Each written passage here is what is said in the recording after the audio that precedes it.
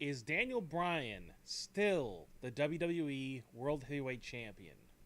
This was the main question going into this week's May 19th, 2014 edition of WWE Monday Night Raw. Hello, everybody. This is the Wrestling News Now Raw review, and this is where I'll be reviewing this week's Raw from London.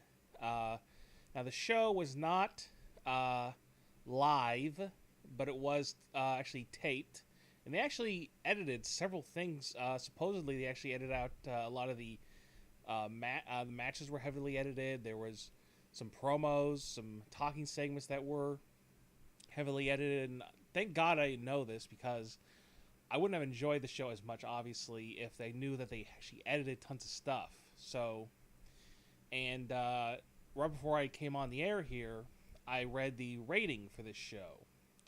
And I'm going to save that for the end of the show here. I'll talk about the rating, what rating it got in America on American television, on Nielsen ratings. And we'll see if this whole Daniel Bryan WWE World Heavyweight Title drama actually peaked the ratings at all, or at least kept the ratings at the same level they were last week. I think last week was like a 2.8 or a 2.9, somewhere in that range. Wasn't a great rating because I think 2 weeks ago I think the rating was like a 3.2, I believe. So yeah, last week was down somewhat, and this week we'll see. I know, but you don't know. I'll leave it for the end of the show and talk about it at the end.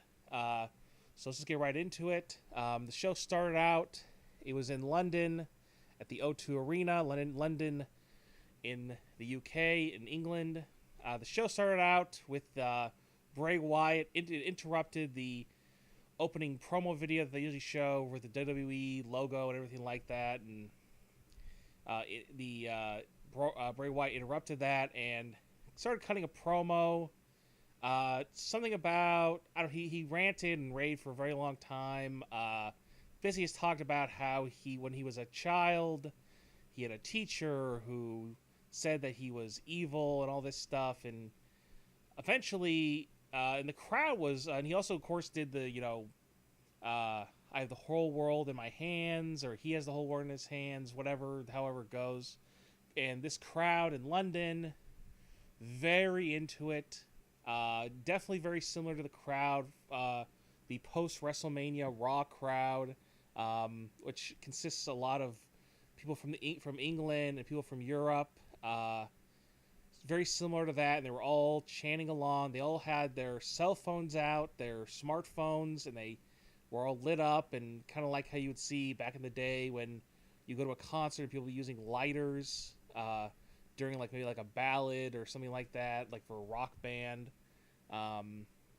This was similar, and and some people are saying that this promo cut by Bray Wyatt was kind of a babyface promo.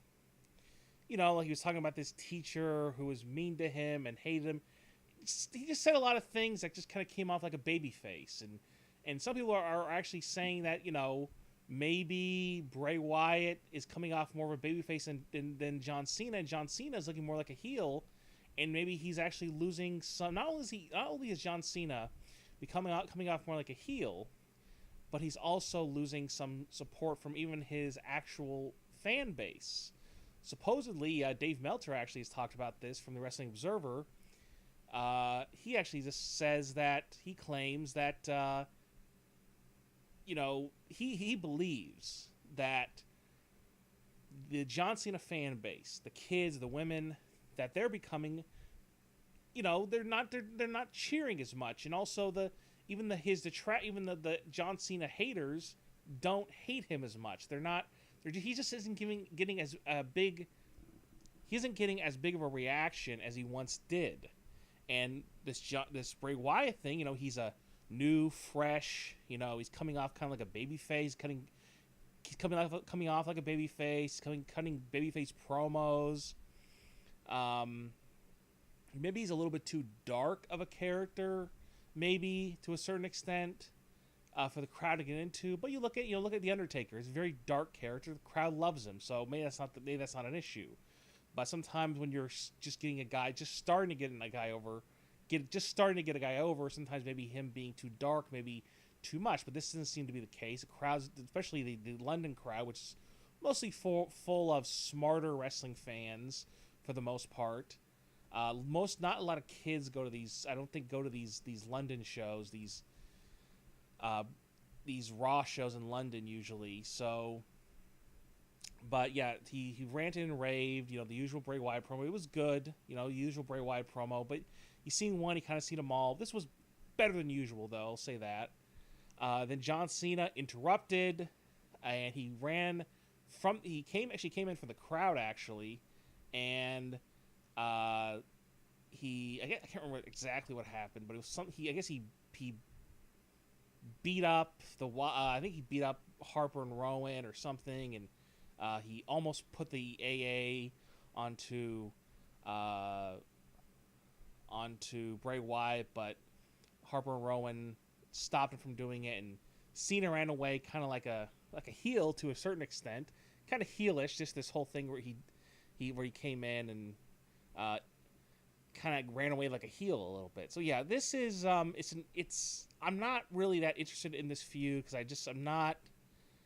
I don't know. I just don't think it's really, in my opinion, I don't really think it's helping. Some people think that it is helping Bray Wyatt, this storyline. I don't think it is helping him that much. That's just my opinions. Like I said, people have this opinion where it's getting Bray Wyatt more over as a babyface than John Cena. I think is the opposite is happening. I think that people care less about Bray Wyatt. This is London.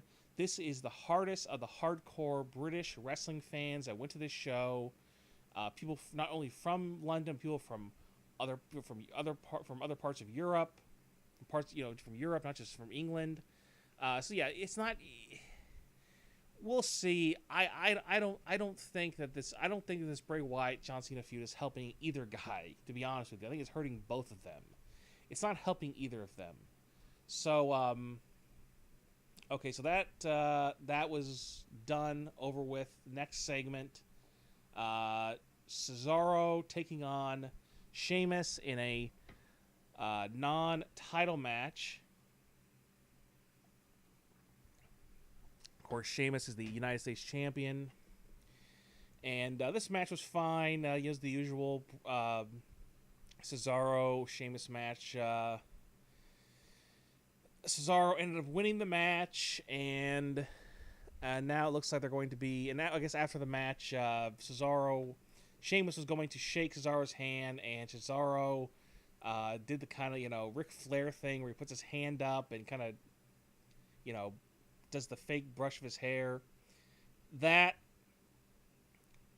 kind of slicked his hair back, I guess. He doesn't have any hair, so you can't see that. But, yeah, it kind of made Sheamus look like a little bit of a kind of, stupid for doing that. And there are rumors going around that he may be turning heel soon, so I suppose it could be okay. That could be an okay thing, but right now he's not turning heel anytime soon until Daniel Bryan comes back. So probably if not for at least a month or two, he's gonna he may, like I said, he may turn heel in a few months, but not right now. But yeah, Cesaro won this match, so it looks like they're gonna be doing Cesaro Sheamus for the U.S. title at Payback. And this is, we've already seen the match. I think it's like the fourth time they've had this match in the last month. I don't know if we need to see it again, but, at least the Payback match, they'll probably give it even more time, and it'll be for the title, so it'll mean a little bit more.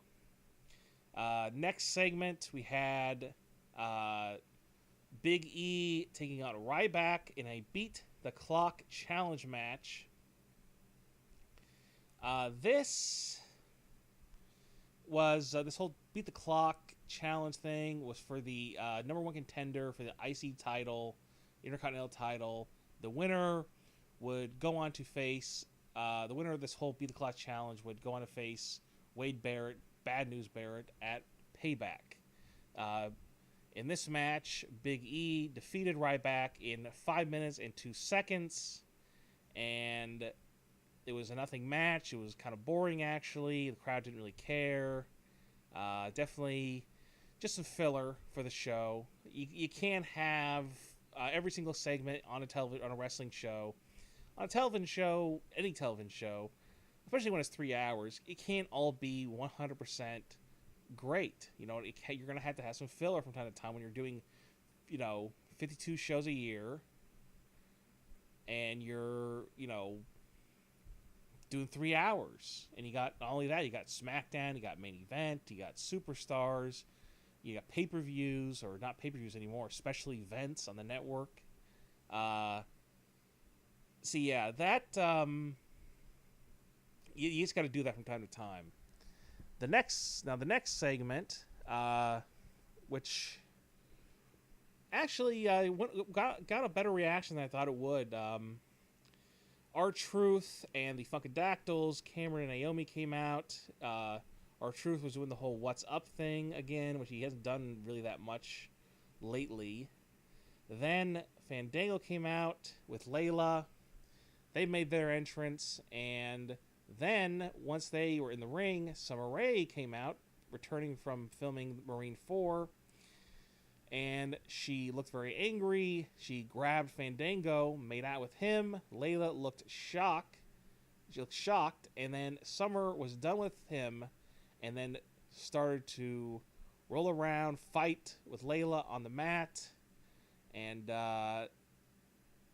Fandango ended up grabbing Layla, getting out of the ring with her, and Summer Rae looked on, looking like she wants to get back together with Fandango. So it looks like this is probably going to end up being her getting back together with Fandango. I think they just did this whole Layla Fandango thing just so they could keep Fandango on television and kind of keep things interesting, I guess. Create a storyline, just create storyline for television, something to do for Fandango and something to do for Summer Rae when she comes back. So I don't know what they're going to do once they get back together. It's just going to be back to the same old shtick, basically. Next segment,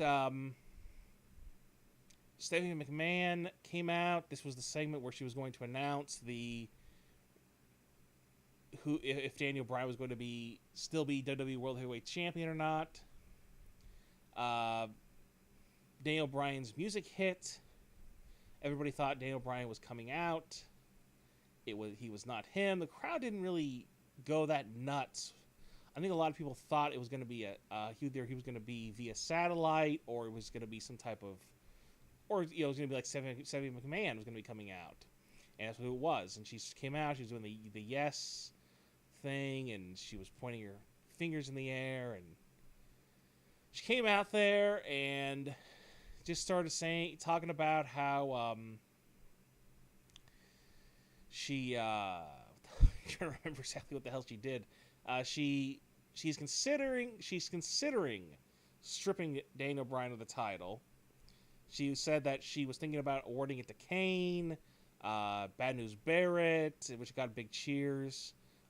Even possibly giving the title to Triple H as well. But she then finished her promo by saying that next week Daniel Bryan must appear so that he will surrender the WWE World Heavyweight title. So the plan right now is for Daniel Bryan to show up on Raw next week, which he may or may not, either live in the ring or via satellite. He's supposed to surrender the title. He may not even show up. He may not appear on via satellite or in the ring. Who knows? It's just another week to continue this whole thing. They've done this kind of stuff before. Sometimes when they go to London, they try to. Sometimes these London shows, sometimes these English shows, shows in Britain. Sometimes they're kind of transitional shows. They're taped and they don't try to do a lot on them sometimes. Plus next week is kind of a big show because it's the go home show for Payback. So that's one of the other reasons why they did it. And I'm under the impression that they're probably not gonna continue this. They're going to continue this whole Daniel Bryan. Is he going to stay with WWE World Heavyweight Champion thing for a couple more weeks? I think they're going to continue it for a while. I think maybe she'll come out there, and who knows? Stephanie McMahon will come out there next week and she'll say, I'll give you one more week to make a decision, and because this night, in theory, the night after Payback, the Raw after Payback should be a decent rating. We'll see about that, but so yeah, they're going to continue this thing for a while because it looks like to me they're going to keep the title on Bryan. They're not taking it off him because they don't really. I mean, we have no clue. They haven't said how long he's going to be out for. I've heard 1 to 2 months, 2 to 3 months, could be longer. Who knows? They're trying to do this thing where they did with John Cena the last few times he got injured, where they make you think that he's going to be out for a really long time, but he's not, and he comes back like a month or two later. That's what they're trying to do here. We'll see what happens, though. I think Bryan will come back sooner than later. I think he'll be back at the Battleground pay-per-view, which I think is because right now, in order right now for the special, I guess they're not even called pay-per-views anymore. They're called special events, network special events, whatever the heck the exact term is. Network shows, network events, Payback. Then it's Money in the Bank, and then it's Battleground, and then it's SummerSlam. So I think he might be back for Battleground, even though who really cares? It's Battleground, or at least maybe back just on television doing something, continuing his cheesy storyline with Kane and Brie Bella. So the next segment. Rusev defeated Heath Slater.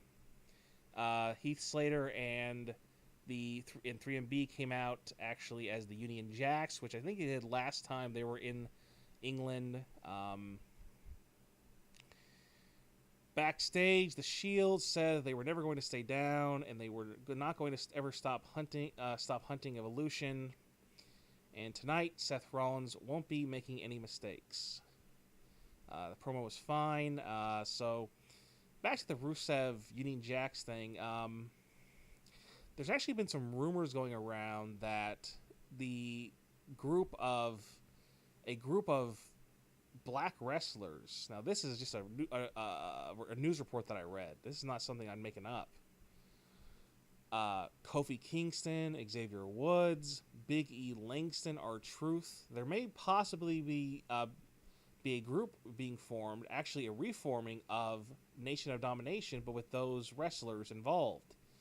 It sounds like an interesting idea because all of those guys have lost matches recently to Rusev. And WWE they're beginning to bend the PG limits a little bit lately with like the flaming table at Extreme Rules and a few other things here and there. So yeah, they're definitely. I think that it's a possibility. We'll see. I think it could happen. I think it's a good idea. I say why not? Just because it gives those guys something to do. Sure, maybe they'll do some things maybe that could be seen as a little bit offensive on doing this Nation of Domination thing, but I think that they got nothing else really to do right now. Give these guys something to do. Some of the there's guys in that group who have talent. And, especially, Kofi Kingston, he's like the guy who needs to be repackaged the most. He needs to be repackaged doing something.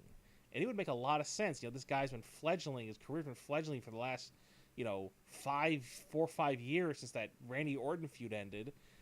He's had a couple mini pushes occasionally here and there, but for the most part, and all these guys, and I think R-Truth would be such a great mouthpiece for the group too. He wouldn't have to even wrestle.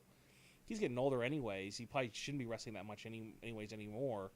But yeah, he'd be a great mouthpiece for the group because the mic skills of all three guys, the other three guys, Kingston,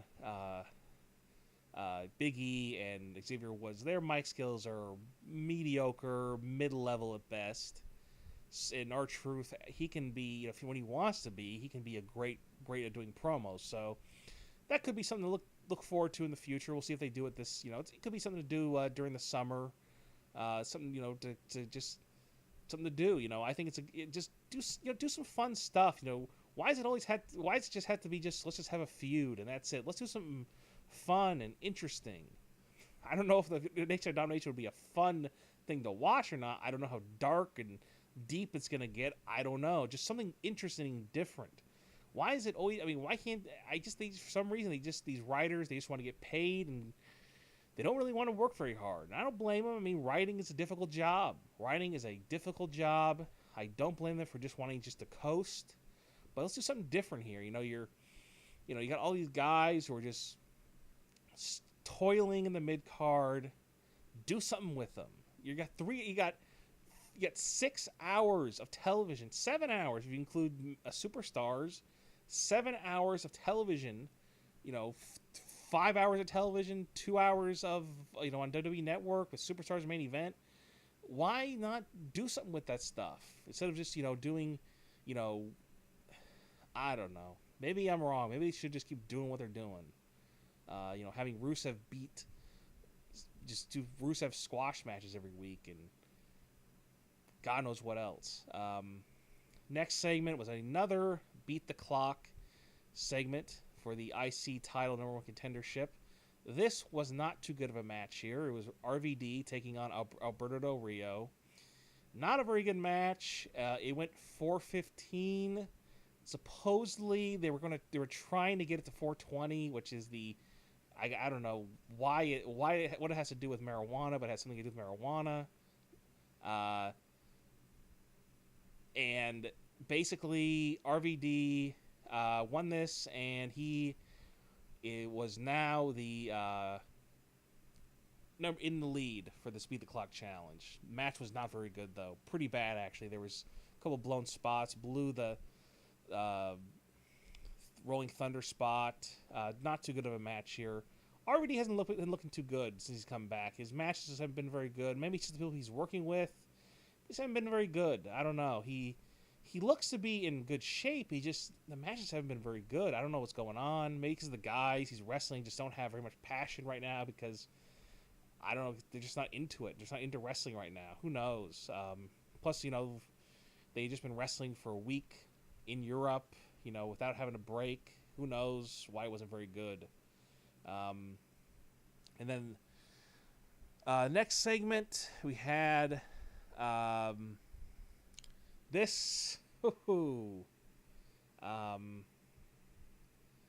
This was something that I was confused by, and I'm reading this. I got this report here just to kind of jog my memory, just to remember all this stuff in the show.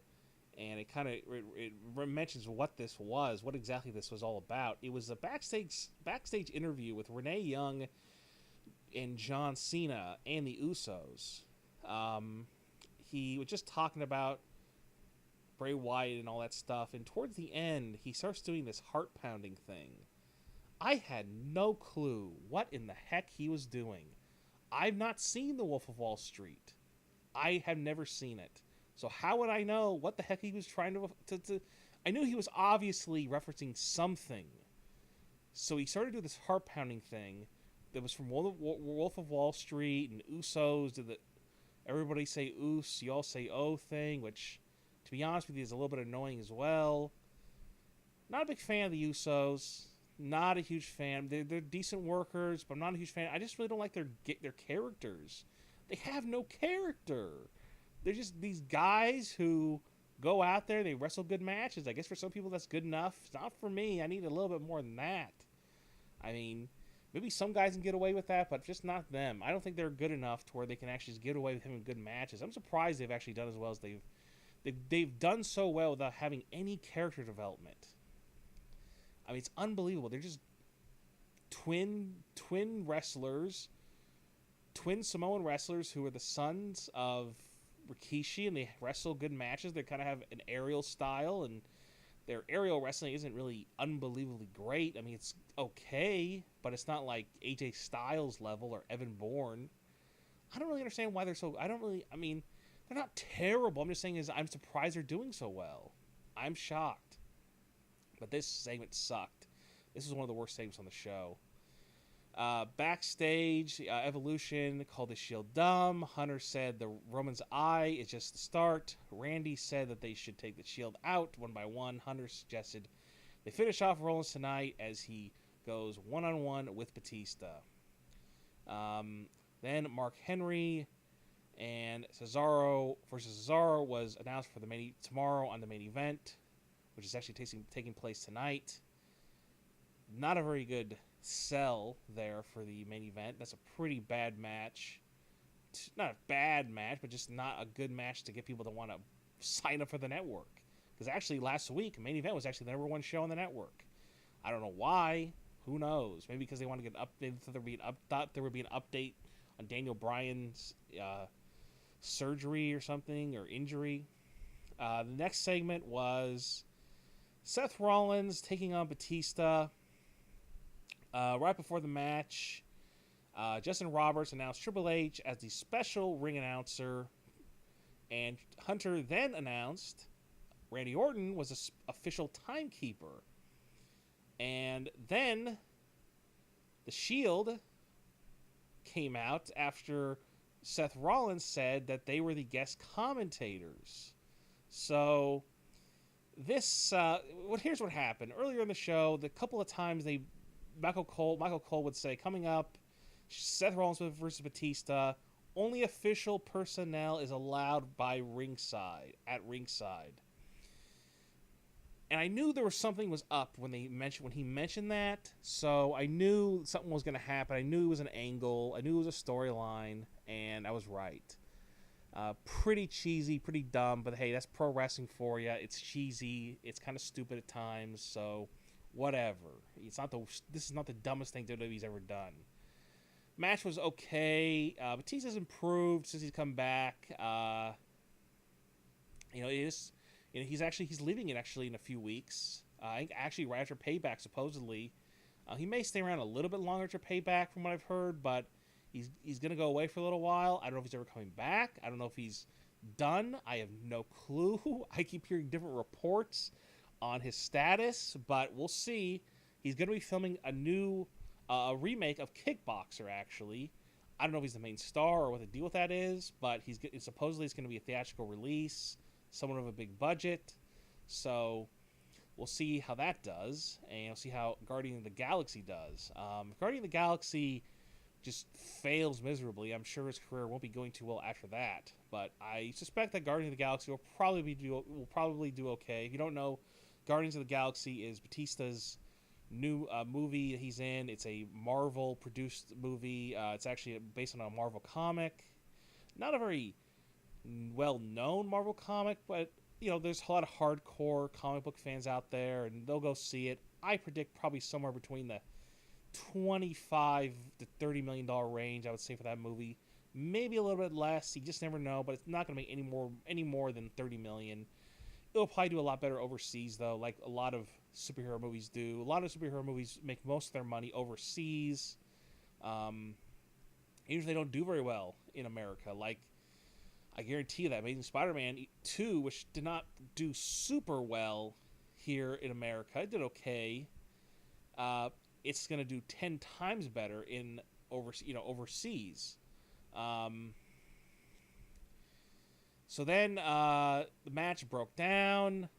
All the members of this Evolution and Shield, they were all fighting each other. And during all this, though, none of the actual other members of the Shield, Ambrose and Reigns and Hunter and Orton, never actually touched Batista or Rollins during all of this.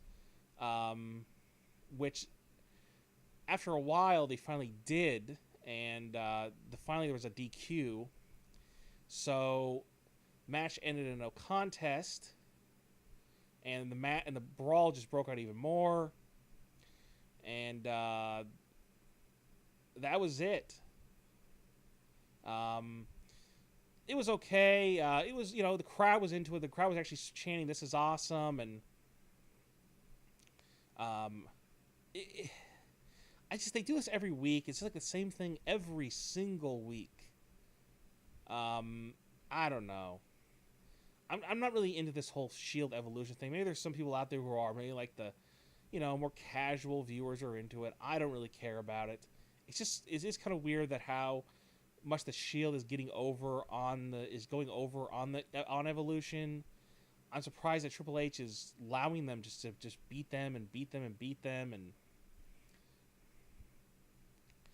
I'm surprised. So, and I believe that Shield's actually probably going to beat Evolution at Payback. So, I don't know. Maybe for some reason they're doing this because eventually Triple H is going to beat Roman Reigns in a one-on-one match, maybe a SummerSlam or something, which it looks like that's what they're leading to. So we'll see, though. Next segment was a interesting one, to say the least. Paige versus Alicia Fox. Now, if you listen to my rant last week on my Raw review for last week's show here on Wrestling News Now, you'll know that I was not a huge fan of this Alicia Fox nervous breakdown after her match. I think it was with Emma on Raw last week.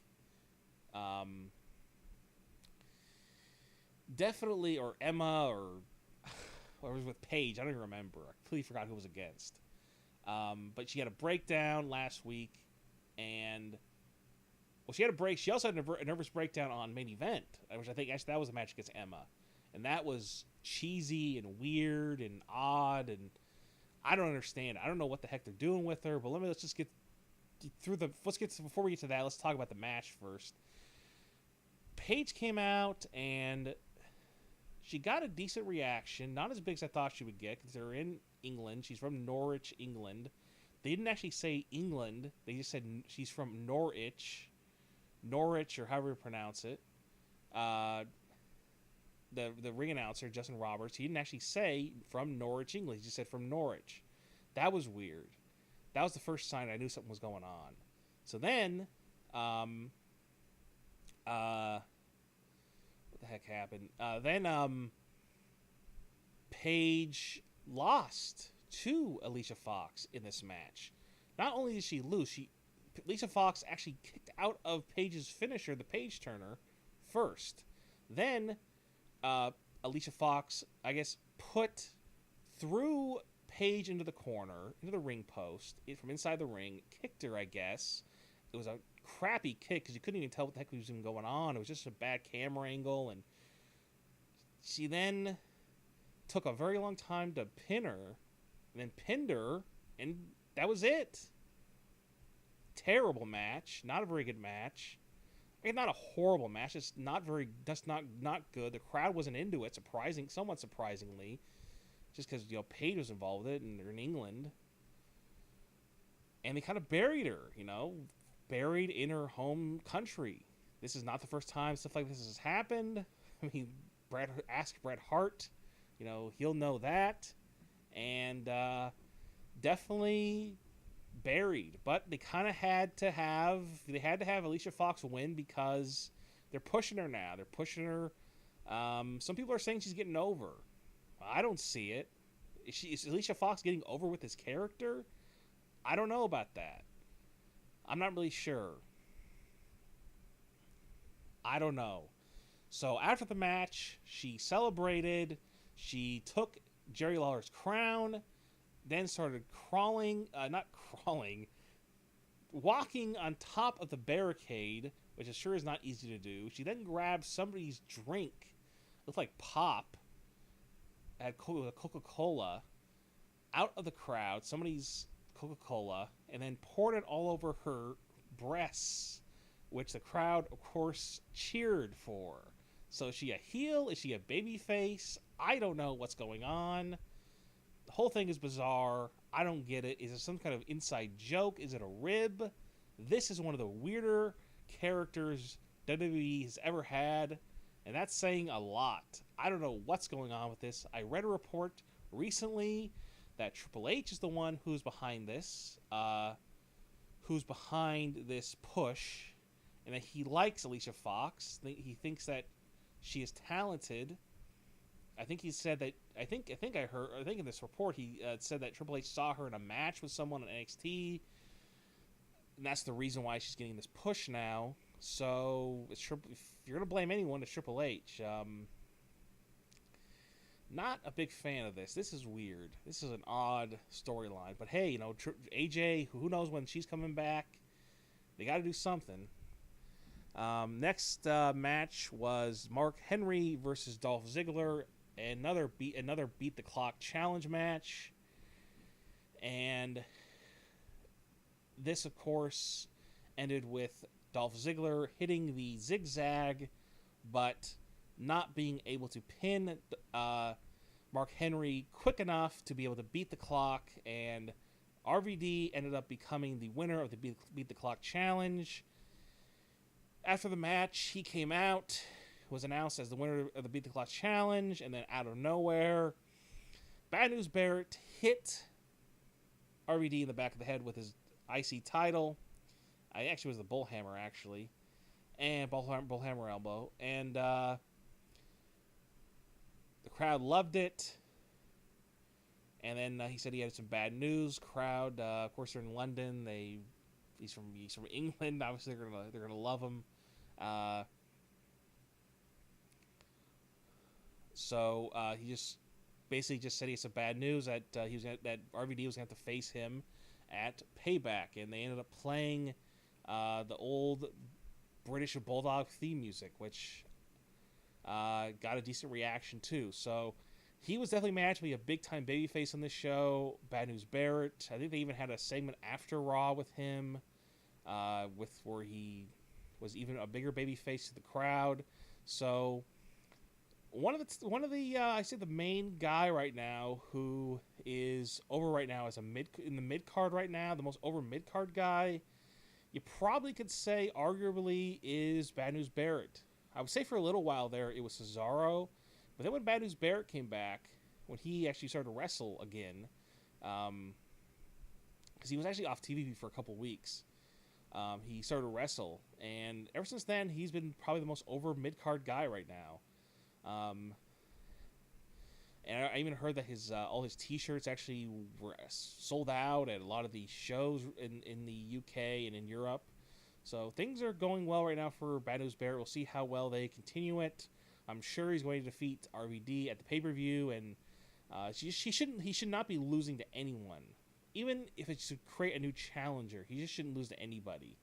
They should do this stuff where they just have like these beat the clock challenges, battle royals, whatever, tournaments to crown, a number one contender.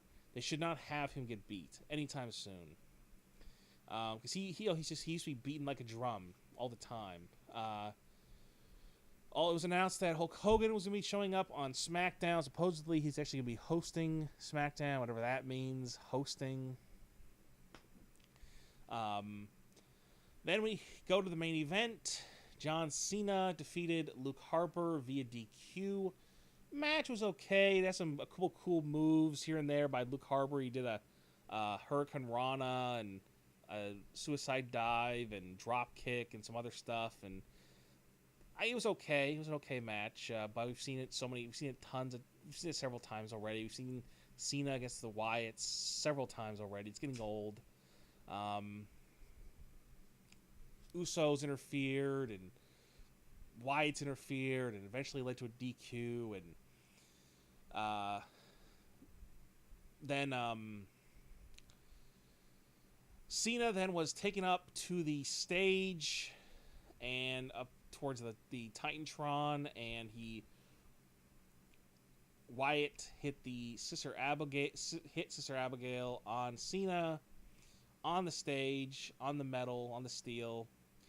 He then started to sing He's Got the Whole World in His Hands, and while he was doing this, Luke Harper counted to 10, signifying the last man standing match at Payback, previewing it. So that's one of the matches at Payback, last man standing, Cena, Bray Wyatt.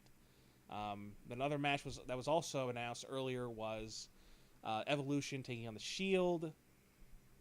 A no holds barred elimination match. So repeats from last month, repeats from this month because it took place this month, but repeats from Extreme Rules.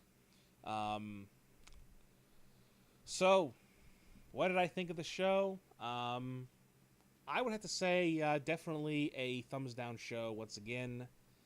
A little bit worse, I would say, than last week's show. Didn't like it this week.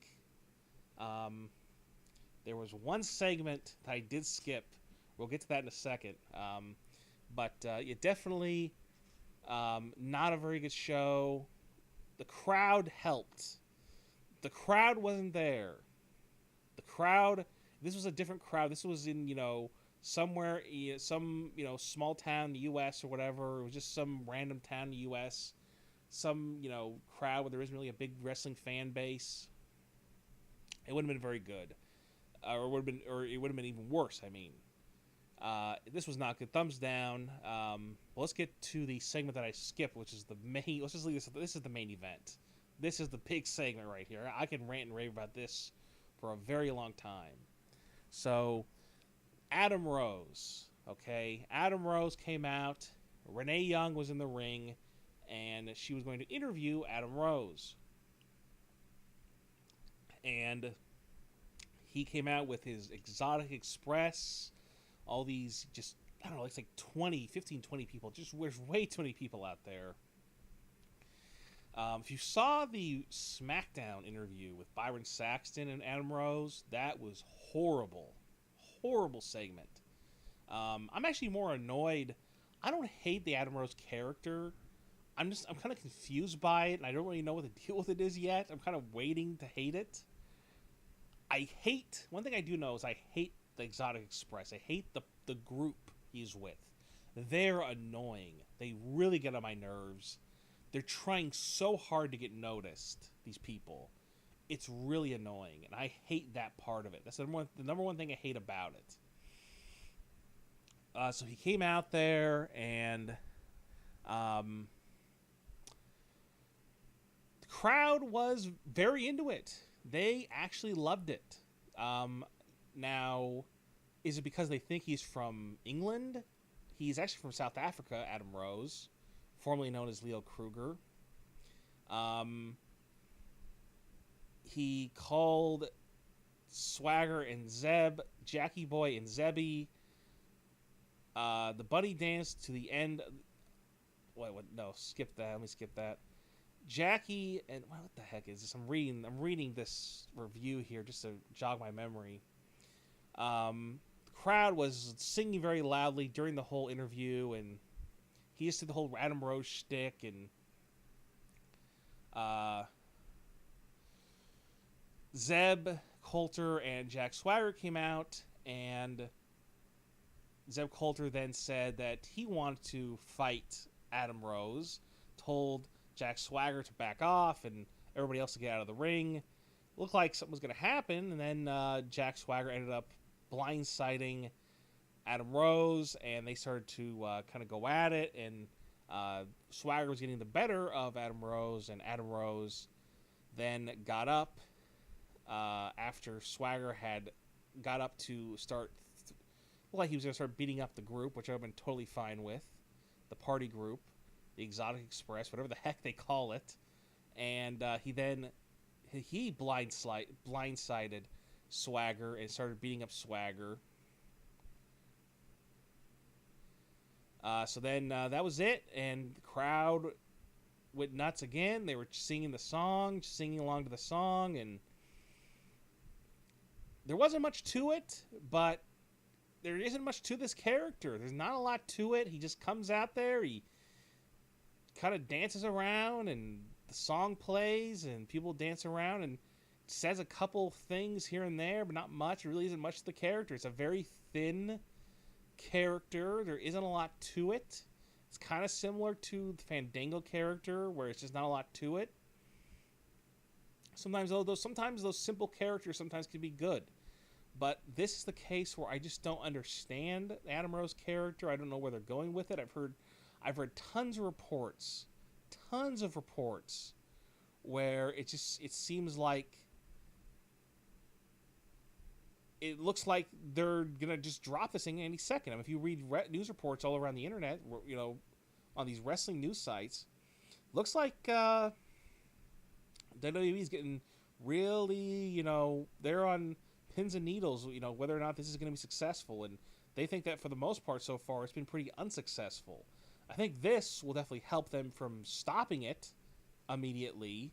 It's they're like 1 for 2. The last like 2 or 3 weeks have been just a disaster pretty much. The crowds in the US don't care at all about Adam Rose. They could care less.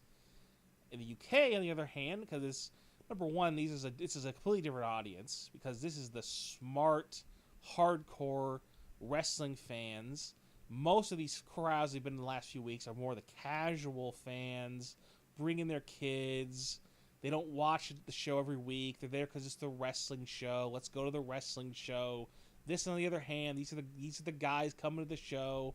It's mostly men coming to the show in England, in this London show. And they're all the hardcore fans. They watch the show every week. They see the pay-per-views. They're probably, once the network comes available in the UK, they're going to sign up for it. This is the hardcore fan base who goes to these London shows, these British shows. So, yeah, I can't really say that it's 100% over now just because of this show. I don't think it's. We'll see. We'll see if it carries over. Sometimes when the crowd gives somebody a really good reaction, sometimes the next week it will carry over. I don't think this is going to be the case this time, but we'll see. I'm not really sure about this little Adam Rose character. I don't really know. Can they do something different? I mean, bring somebody else up. It's like of all the people to bring up, they bring up Adam Rose. Is he going to be a top tier contender? Now, when Fandango came in last year, they acted like he was actually going to be pushed as a top tier, guy. He was actually going to be a possible, contender, for WWE World Heavyweight title. Like he was going to be wrestling Cena in feuds, and they were acting like that, which, looking back, is amazing. They actually thought that. But I mean, not that Fandango isn't a talented wrestler, and I think he actually is. I've said this before on Wrestling News Now before. You got to go back and watch those WWE NXT from late 2011, early 2012 when it was when they were doing the whole, the competition. He came back in, I think, season 5 is what it was. He was great. He was doing a character somewhat similar to Fandango, but it was way better. It was so great, and you just got to go back and watch it. I don't know if it's still on WWE YouTube channel, but it was so great. And it was so much better than this Fandango character. It was similar in some ways, but it was so much better. He had tons of backstage segments. He was talking all the time, and he was great. He was funny. It was great. You got to go back and watch that stuff. That's the Fandango that I want. I don't want this, whatever they're doing with him here. So yeah, like I said, thumbs down. Not a very good show. Let's get to the rating. The rating. Now, the actual rating hasn't come out yet, but the viewers, the millions of viewers, has actually been revealed. 3.7 million viewers for Raw this week. That's not very good. Last week had about 4 million viewers, so that's definitely going to be lesser than last week. I think last week was like a 2.8 or 2.9 rating. Let me just check here to make sure there's no, looking up on the internet here, just make sure there's no other actual rating. Here we go. Here's the actual rating. Besides it being 3.7 million viewers, overall, 2.72 cable rating. That's about what I thought it would be. The last low rating they had was 3.5 million viewers with a 2.65 cable rating, which is similar, around the same as this one. So 2.72, it was taped, they edited stuff, so people, obviously, there were spoilers out earlier in the day, so some people weren't going to watch it, because that's one of the main reasons why people were going to watch this show, is to find out what's going to happen with Daniel Bryan, what's going to happen with the title. And because there were spoilers out before the show even happened, before the show even aired, some people decided not to even watch it. So I don't blame them, if you didn't watch it. So yeah, this it's not too surprising that it was lower. But yeah, too bad. Too bad. This has just been a horrible week for the WWE. A terrible, terrible week. Just horrendous. I mean, not only this, just a bad rating, getting a bad rating, but Daniel Bryan getting injured, the TV deal being lower than they thought, stock tumbling like $10,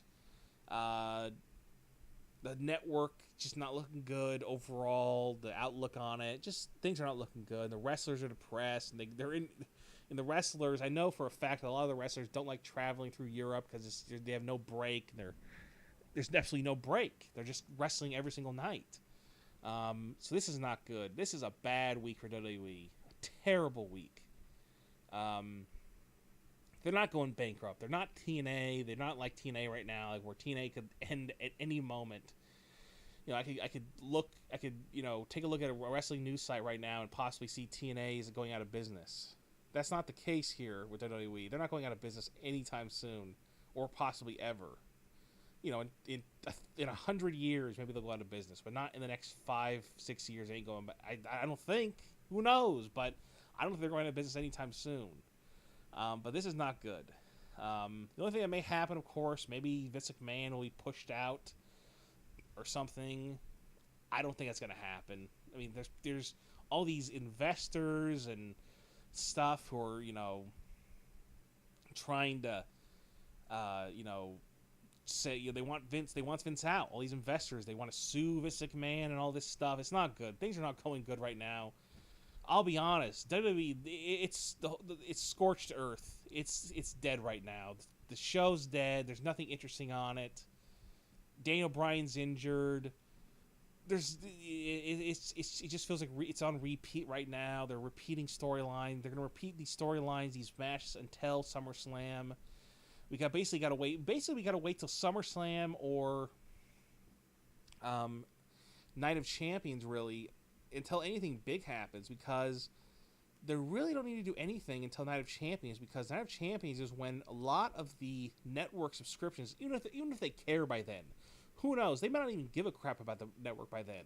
They may just say that the network's a loss, we don't care. But if they do care, they're gonna go all in for Night of Champions, because that's when a lot of subscriptions are ending.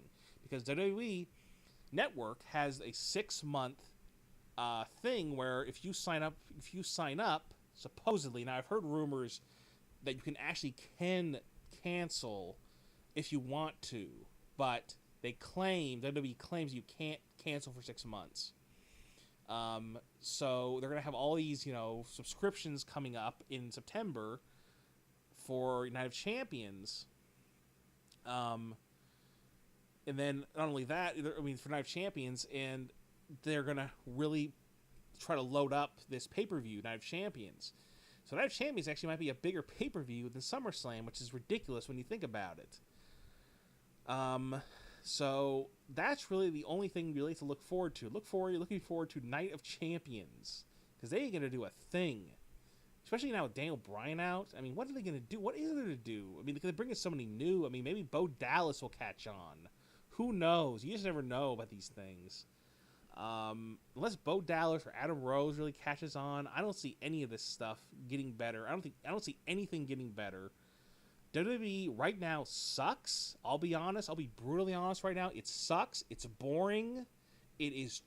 I've said this before, but this is without a doubt. This sucks. This is bad. The show sucks right now. The financially they're doing terribly. Not anywhere to where they're actually gonna go out of business, but they're not doing good right now financially. The ratings are down. House show attendance, at least in the U.S., is down. I mean, it's doing fine overseas, but in the U.S. it's down. Wrestlers are depressed. They're depressed. They're not making as much money as they used to. The whole thing is just a mess. Whole thing's a mess. And it's not enjoyable. It is very, very hard to watch right now. Hopefully it gets better. Sometimes during the summer in WWE, that's actually sometimes the most interesting time. Looking back, the Vince McMahon thing, whatever it was called, the Summer of Punk, CM Punk's rise, the Nexus storyline, all kinds of stuff has happened during the summer. Whoa, just hit the mic there.